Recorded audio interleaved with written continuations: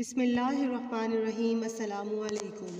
حضرت نواز بن سمان رضی اللہ تعالیٰ عنہ بیان کرتے ہیں کہ رسول اللہ صلی اللہ علیہ وآلہ وسلم نے فرمایا کہ اگر میری موجودگی میں اس کا خروج ہوا تو میں تمہاری جانب سے بھی اس پر دلیل کے ساتھ غالب آ جاؤں گا، اور اگر اس کا خروج میری عدم موجودگی میں ہوا تو ہر شخص اپنی جانب سے اس کے ساتھ مقابلہ کرے، اور ہر مسلمان کے لیے اللہ تعالیٰ میرا خلیفہ ہوگا۔ بلا شبہ دجال جوان اور گھنگریالے بالوں والا ہوگا، اس کی ایک آنکھ پھولی ہوئی ہوگی، گویا کہ اس کو عبدالعزی قطن کے مشابہ سمجھتا ہوں۔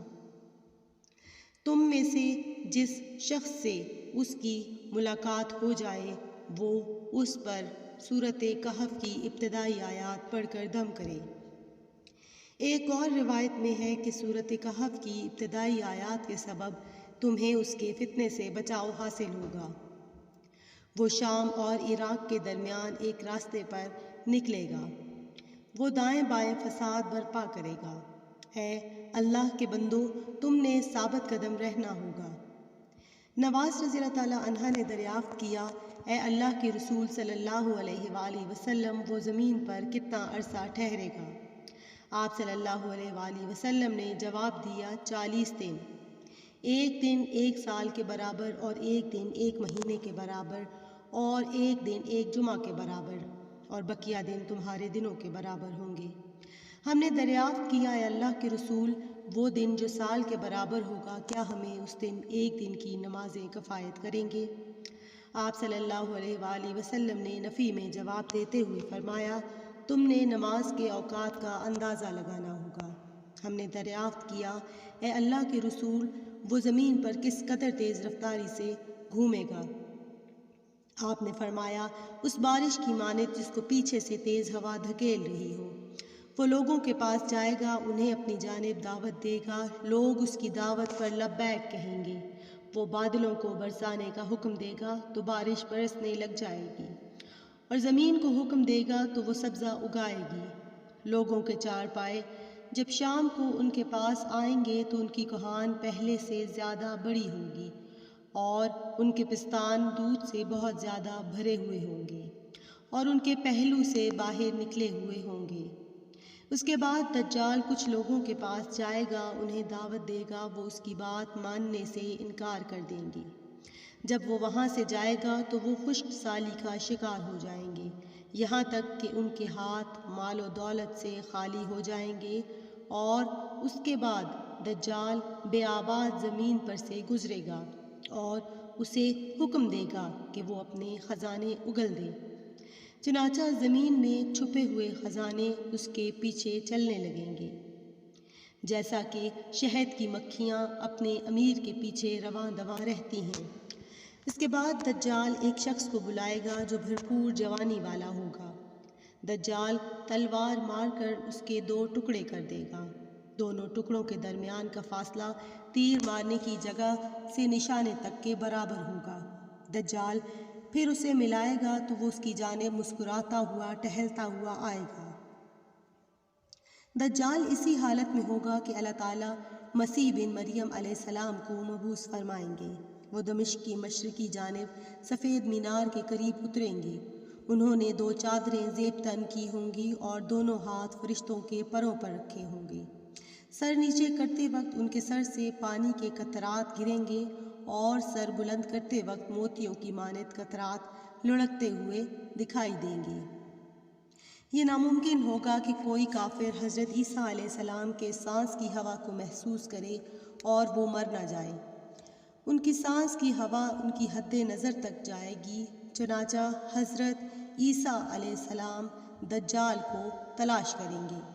چنانچہ حضرت عیسیٰ علیہ السلام دجال کو تلاش کریں گے، یہاں تک کہ اسے لد شہر کے دروازے پر پائیں تو اسے قتل کر دیں۔ اس کے بعد وہ ان لوگوں کے پاس جائیں گے جن کو اللہ تعالیٰ نے دجال سے تحفظ دیا تھا۔ وہ ان کے چہروں پر ہاتھ پھیریں گے اور انہیں جنت میں ان کے درجات کے بارے میں بتائیں گے۔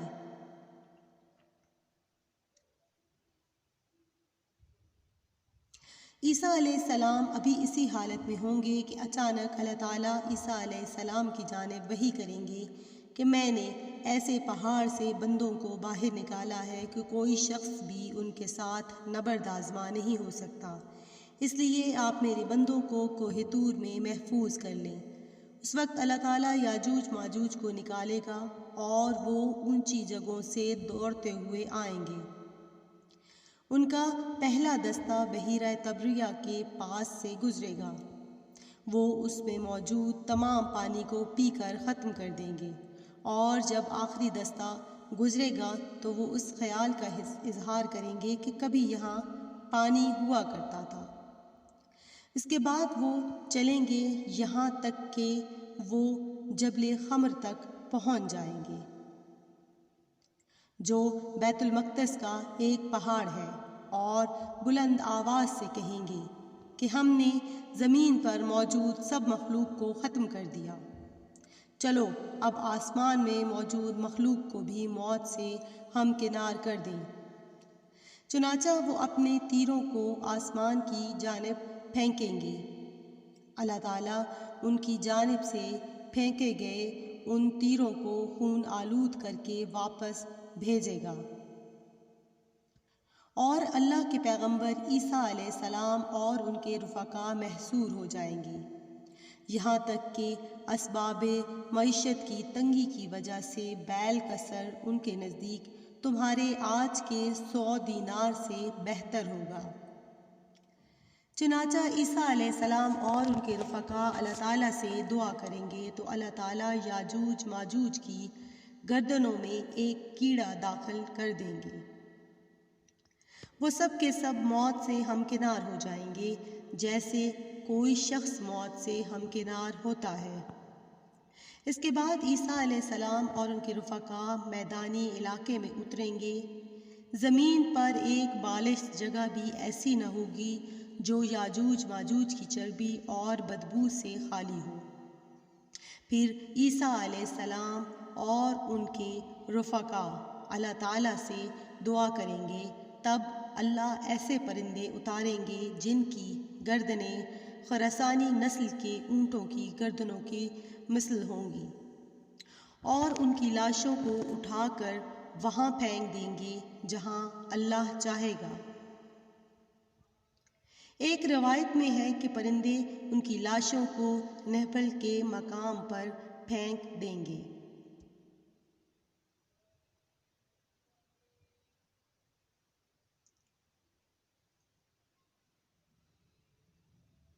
اور مسلمان ان کی کمانوں، ان کے تیروں، ان کے ترکشوں کو 7 سال تک بطور ایندھن جلاتے رہیں گے۔ اس کے بعد اللہ تعالیٰ موسلادھار بارش برسائے گا جو تمام گھروں پر برسے گی، خواہ وہ اینٹوں کے بنے ہوں یا اونی خیمے ہوں۔ اس بارش سے زمین دھل کر آئینے کی مانند شفاف ہو جائے گی۔ اس کے بعد زمین کو حکم دیا جائے گا کہ اپنے پھل اگائے اور اپنی برکات نچھاور کرے۔ ان دنوں ایک جماعت کے لیے ایک انار کافی رہے گا، وہ اس کے چھلکے کے سائے میں آرام کر سکیں گے۔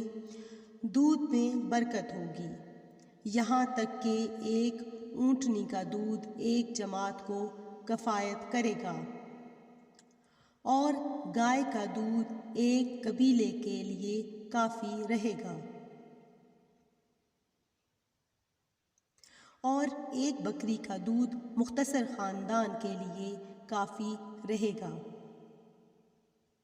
وہ اس حالت میں ہوں گے کہ اللہ تعالیٰ عمدہ قسم کی ہوا بھیجے گا، وہ ان کی بغلوں میں داخل ہو جائے گی اور تمام مومنوں اور مسلمانوں کو موت کے حوالے کر دے گی۔ پھر بدترین لوگ باقی رہ جائیں گے جو زمین پر گدھوں کی مانند نفسانی خواہشات کی تکمیل کریں گے۔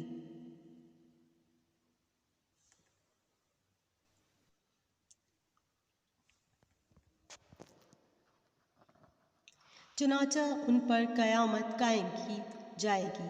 روایت کے یہ الفاظ کہ پرندے ان کی لاشوں کو نہبل مقام پر پھینک دیں گے 7 سال تک ایندھن جلاتے رہیں گے کو امام مسلم نے ذکر نہیں کیا۔